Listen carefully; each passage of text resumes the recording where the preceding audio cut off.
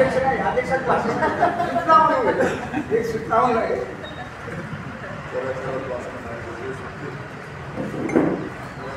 हा विषय फार इतका महत्त्वाचा आहे. आज पौर्णिमा आहे आणि पौर्णिमेच्या दिवशी सकाळी सकाळी माझ्या लक्षावरती एका शेतकऱ्याचा तरुण शेतकऱ्याला 22 वर्षाचा शेतकरी आणि तो इथे जवळच तो गाव आहे गोलगाव. त्या ठिकाणी त्यांनी झाडाला लटकून आत्महत्या केल्याचं चित्र मला वर्षावरती पाहायला मिळालं.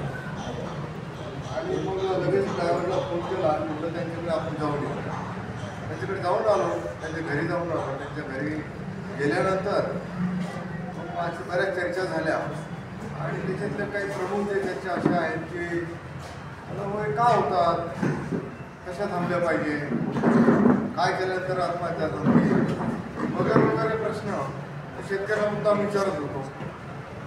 कारण शेवटी आपण जोपर्यंत पेशंटला विचारणार नाही, पेशंटला समजून घेणार नाही, तर कुठलाही डॉक्टर किती त्याची डिग्री असेल आणि पेशंटशी बोलणार नाही तर त्या डॉक्टरचा काय उपयोग नाही.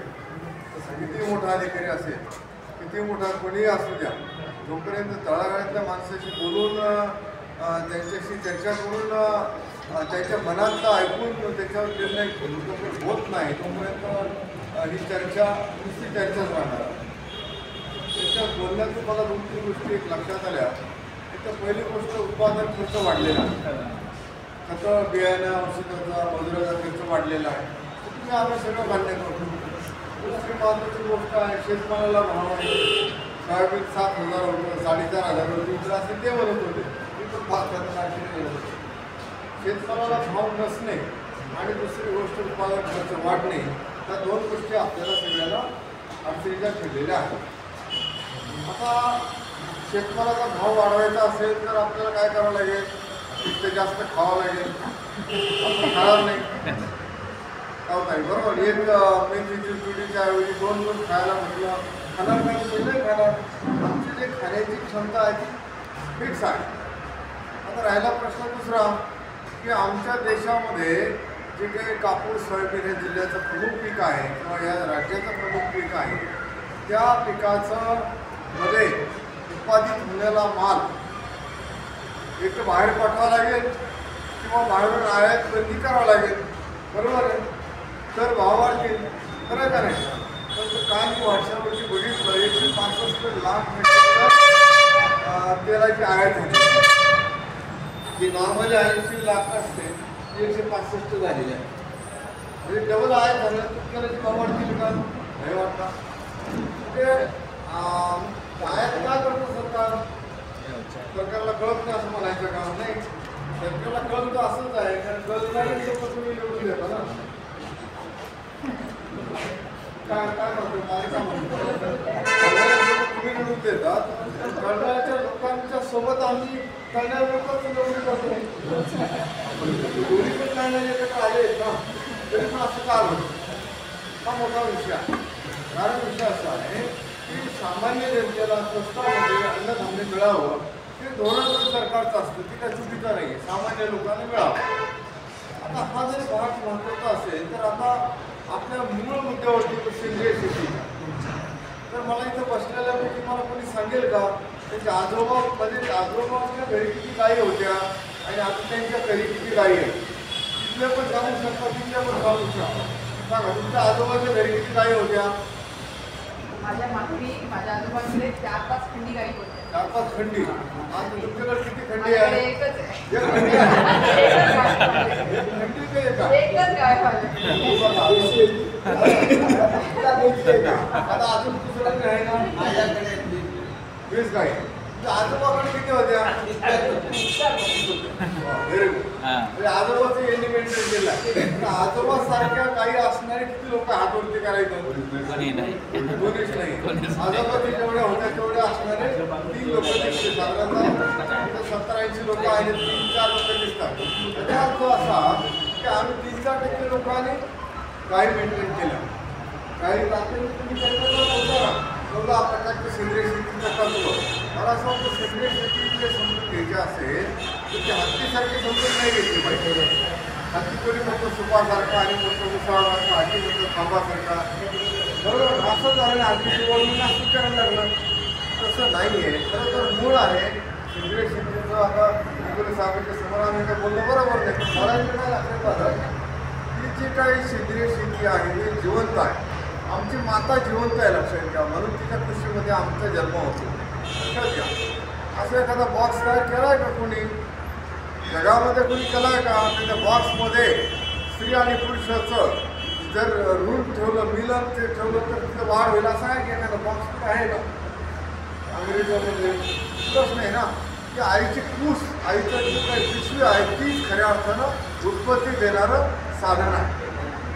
ते साधन जे आहे ते साधन आम्ही बऱ्यापैकी आईचं पण खराब केलं, गाईचं पण खराब केलं आणि मातीचं पण खराब केलं. आईच्या विषयी बोलायला हरकत नाही, गाईच्या विषयी बोलायला हरकत नाही आणि मातीविषयी बोलायला हरकत नाही. मातीचं काय केलं आम्ही? नको ते अतिरेकी कीटकनाशकं, खतं, औषधाचा वापर करून आम्ही त्याचा नाश केलेला आहे. हे आम्हाला आता मान्यच करावं लागणार आहे आणि आम्हाला त्याच्यामध्ये सुधारणा, नाश करायला साधारणतः मागचे 25-30 वर्ष 40 वर्ष लागले, तर सुधारायला आम्हाला 3 वर्षाचा दम धरावा लागणार आहे. ते फार महत्त्वाचं आहे. आता आम्हाला हे मागणी केली पाहिजे. खरं की जर शेतकरी संघटनेची मंडळी असतील मला बरं वाटतं बाबा यांनी ही मागणी केली पाहिजे. ह्या जिल्ह्यामध्ये 786 कोटी रुपयाचं साधारणतः दरवर्षी खतावरती अनुदान दिलं जातं.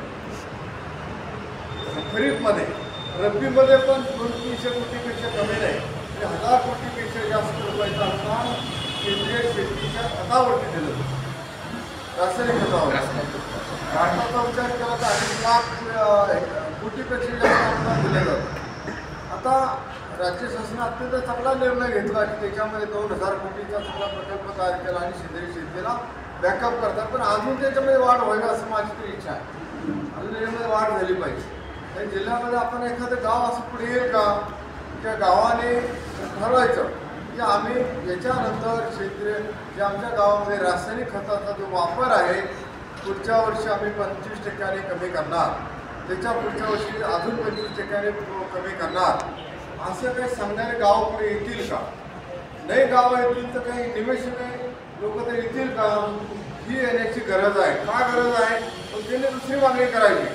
आम्ही आमच्या गावामध्ये जे काही खत वापर होतो त्याच्यामध्ये सरकारकडून कुठे सबसिडी जाते, आम्ही 25% जर खतं वाचवले सेंद्रिय खतं तर त्याच्यावर दिली जाणारी सबसिडी आमच्या गावाला किती देणार? बरोबर, ही मागणी करायला पाहिजे. राज्य शासन केंद्र सरकारमध्ये एक विचार चालू आहे की तुम्ही जेवढे पैसे वाचवणार सेंद्रिय शेतीचे म्हणजे रासायनिक खतांचे त्याच्या 50% पैसे त्या जिल्ह्याला आम्ही विकास कामासाठी देणार अशी चर्चा चांगल्या गंभीर स्वरूपामध्ये चालू आहे. त्याला नाव दिलं PM प्रणाम योजना. ही योजना सुरू झालेली आहे आता PM प्रणाम. आणि आम्ही जिल्ह्याचा विचार करतोय तर तुम्ही गावाचा विचार करा. काही गावं निवडा तर आम्ही करतो, पण मात्र आपल्याला इमानदारीने करावं लागेल. इमानदारीने करावं लागेल. गावं पुढे आले पाहिजे. या मीटिंगमधून जर मला 4 गाव 5 गाव 10 गाव जर पुढे आले, गावातले ठराव झाले, नुसते ठराव कागदावर नको. बरोबर आहे, मी कागदावर ठराव फार होत आहे. सार्वभौम ग्रामसभेच्या माध्यमातून ठराव झाले पाहिजे आणि त्यामध्ये खऱ्या अर्थानं झालं पाहिजे की नाही आम्ही याच्यामध्ये 25% पुढच्या वर्षी वाचतो. युरिया सगळ्यात जास्त खतरनाक आहे. एका बॅगच्या मागं आपण 2200-2300 रुपयाचा अनुदान देतो. तुम्ही युरिया त्या गावामध्ये युरिया किती वापरला जातो ते तुम्हाला आकडा काढता येईल. त्याच्यात तुम्ही 25% वाचायचा म्हणजे साधारणतः किती रक्कम येईल त्याला कोणी ते 2200 रुपये एवढं अनुदान आमच्या गावाला देत असाल तर आम्ही आमचं गाव सेंद्रियमध्ये 25% पुढच्या वर्षी 25% कमी करा.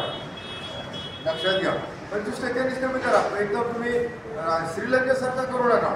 एकदमच लगेच ऊट काय 2 लाख शेळीच्या मागं असलं काहीतरी असेल बघा, तसं काय करू नका. टप्प्याटप्प्याने आम्हाला जावं लागणार आहे. सायमल्टेनियसली हे जे तसं दशपर्णी किंवा ताराचंद बेलजीचं टेक्नॉलॉजी त्यांना आपण आणलं होतं जिल्ह्यामध्ये, त्यांना परत एकदा बोलू आपण.